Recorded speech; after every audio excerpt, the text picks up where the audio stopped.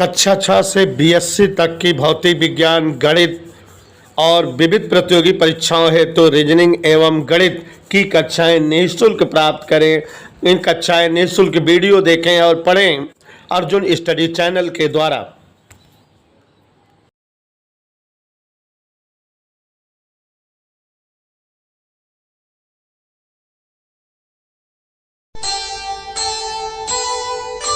कर्म करे किस्मत बने, जीवन का यह मर्म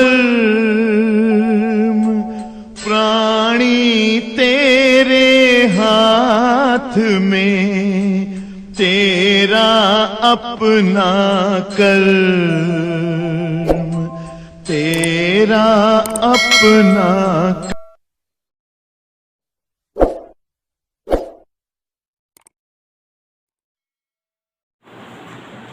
उत्तल लेंस की फोकस दूरी की निर्भरता। तो बच्चों देखो, उत्तल लेंस की फोकस दूरी का सूत्र हम लोगों ने अभी भी डिराइव किया। 1/f बराबर n-1 1/r1 - 1/r2। देखो, उत्तल लेंस की फोकस दूरी, उत्तल लेंस की फोकस दूरी फिर तो अभी भी सूत्र डिराइव किया आपने। 1/f बराबर n-1 1/r1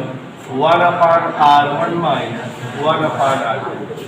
अब अगर इस सूत्र को गौर से देखो तो इस सूत्र में ये दिख रहा है कि LHS टॉपिक में फोकस दूरी है या, लेकिन RHS टॉपिक में अपवर्तनांक n है और वक्ता त्रिज्या R1 R2 है, ये और कुछ है। तो इसका मतलब फोकस दूरी माध्यम के अपवर्तनांक पर निर्भर करती है और वक्ता त्रिज्या पर निर्भर करती है। इधर क्लियर से स्पष्ट है, ध्यान से देखिए, स्पष्ट है कि f का मान n पर व वक्रता त्रिज्याओं पर निर्भर करेगा। देखो समझ आया? तो ध्यान से देखिए जरा कि जो फोकस दूरी है उसकी वैल्यूएशन अपवर्तनांक पर निर्भर करेगी और वक्ता त्रिज्याओं पर। तो पहली बात ले चल रहे हैं, पहला अपवर्तनांक पर, माने कैसे अपवर्तनांक पर निर्भर करेगी।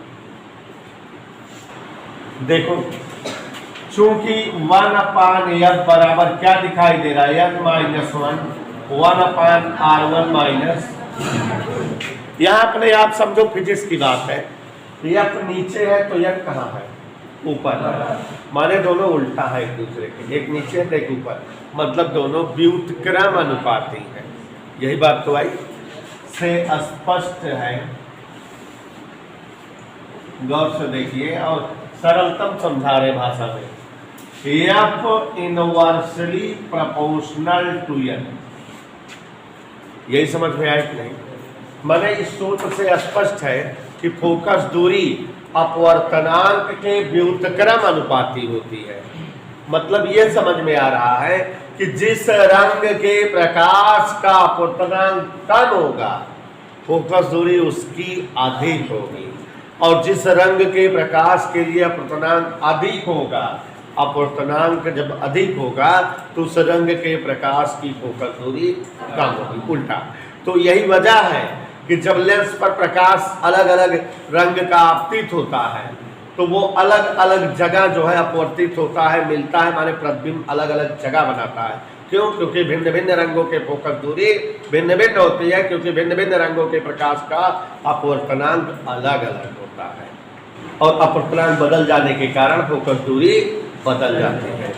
अतः स्पष्ट है, देखते जाइए, खुद समझते जाइए।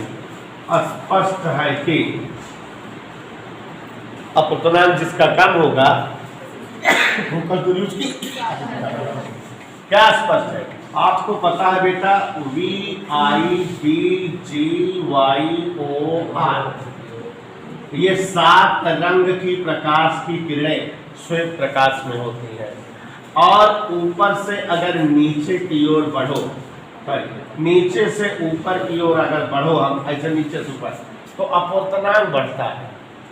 अगर हम नीचे से ऊपर की ओर जाए, नीचे से किधर की ओर जाए, ऊपर की ओर चले तो अपवर्तनांक प्रकाश का जाल प्रकाश की बढ़ती है। माने इस टॉपिक से क्या समझ आ रहा है कि सबसे कम अपवर्तनांक किसका है और सबसे ज्यादा अपवर्तनांक।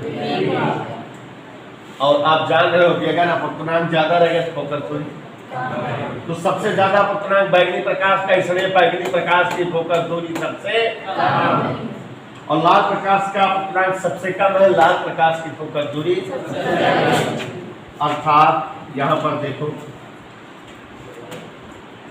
बैगनी प्रकाश का अपवर्तनांक देखो बड़ा बड़ा लिखेगा, वेरी ज्यादा किससे, लाल प्रकाश के अपवर्तनांक से।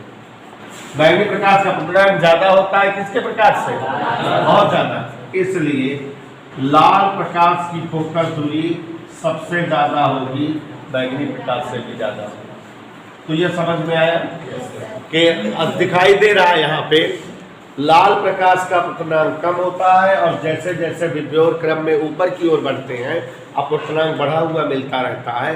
माने और प्रकाश के रंगों के लिए अपवर्तनांक अधिक होता है, सर्वाधिक अपवर्तनांक बैगनी प्रकाश का होता है।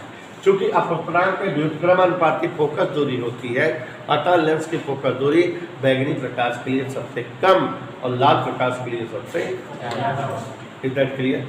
और ये पहली निर्भरता है अपवर्तनांक पर। अब दूसरी निर्भरता किस पर रहेगी, वक्ता त्रिज्या पर। ठीक है, तो ध्यान से देखिए जरा और ध्यान से